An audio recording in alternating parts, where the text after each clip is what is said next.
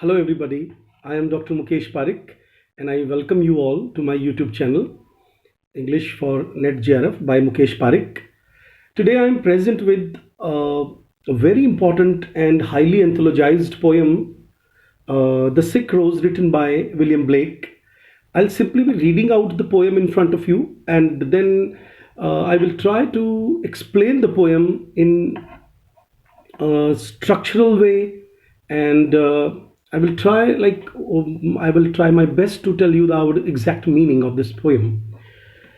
So first of all, I would like to read the poem. O rose, thou art sick, the invisible worm that flies in the night, in the howling storm.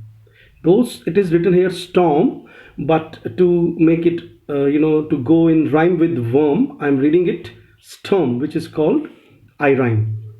I reread the first stanza. O rose, the poet is addressing Rose. O rose, thou art sick, sick, sick.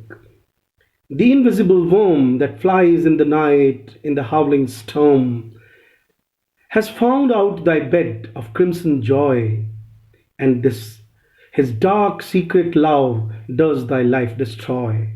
So this is a very simple and short poem of 8 lines with two quatrains, and it can be understood first on the level of uh, connotative level.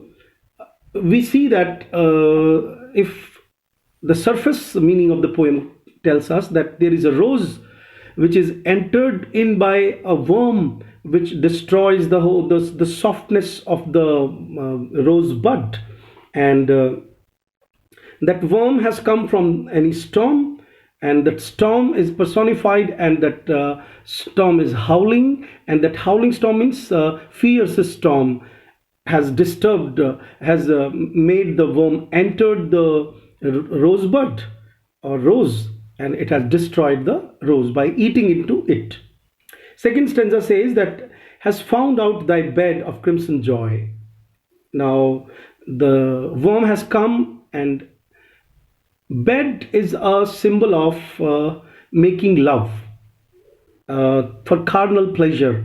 So I think this poem, here goes in the direction of symbolically. The poet has, as we all know, that William Blake is famous for using symbols, and when he says that has found out thy bed of crimson joy. First of all, joy is materialized here. I cannot use the word personified because bed is considered to be not inanimate thing is made animate. Bed of crimson joy, and his dark secret love does thy life destroy. So an omniscient narrator, the poet, one who can see everything, is addressing the rose, and somewhere says that now the poem, as we all know, that songs of experience and songs of innocence are two collections of William Blake, and this particular poem tells the bitter experience of love, or say a kind of pain, secrecy, hypocrisy, uh, jealousy, any kind of things can be considered like what the writer wants to convey on the one hand.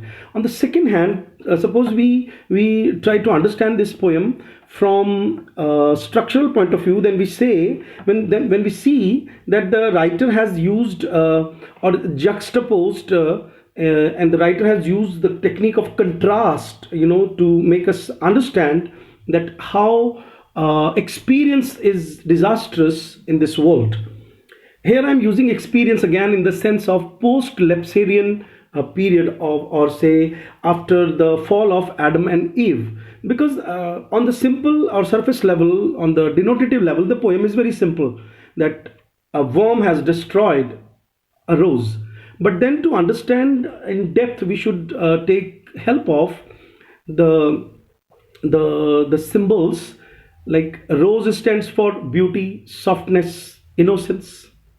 Worm is related to sickness, hypocrisy, jealousy. Uh, the writer has used the word night here. Night, the imagery of night tells secrecy. Secrecy is also,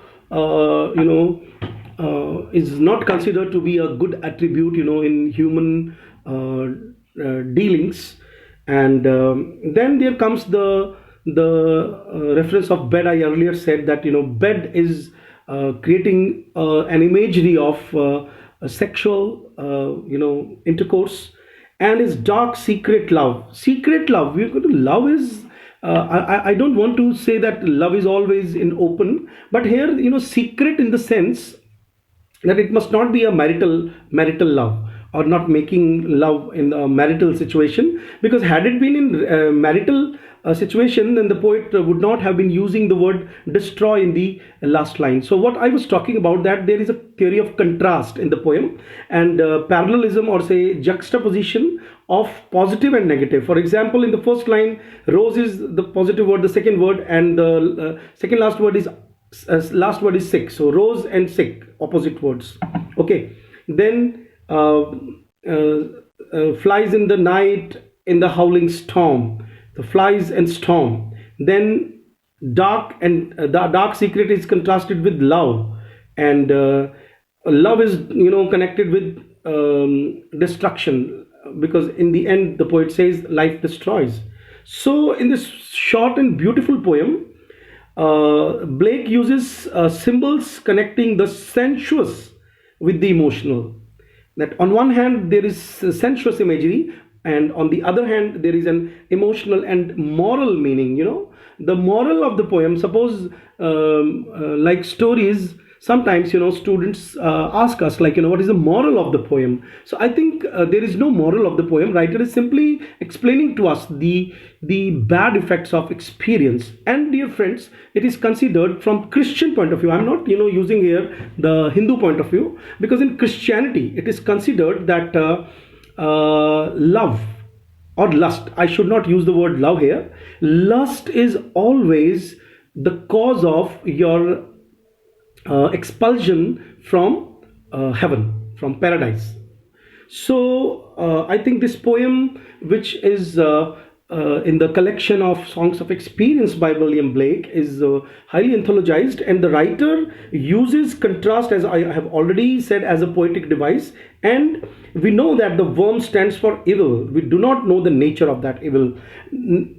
Evil is present in the poem, but we do not exactly know what is evil. That evil can be hypocrisy, that evil can be bad intention, or I understand that evil is here lust, because somewhere the whole poem creates an imagery of secret love, which I think leads to destruction in almost all the religions.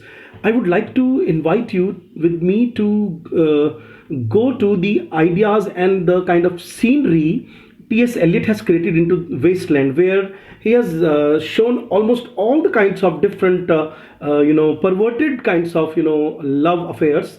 And symbolically, writer tells in that poem that these love affairs will ultimately create kind of destruction. And I have a proof here that Harold Bloom, as you know, that he has a study on romantic poets, finds a human parallel in this allegorical poem. Allegorical in the sense, when a writer uses symbols and one thing stands for something else, then we call it that it is an allegory.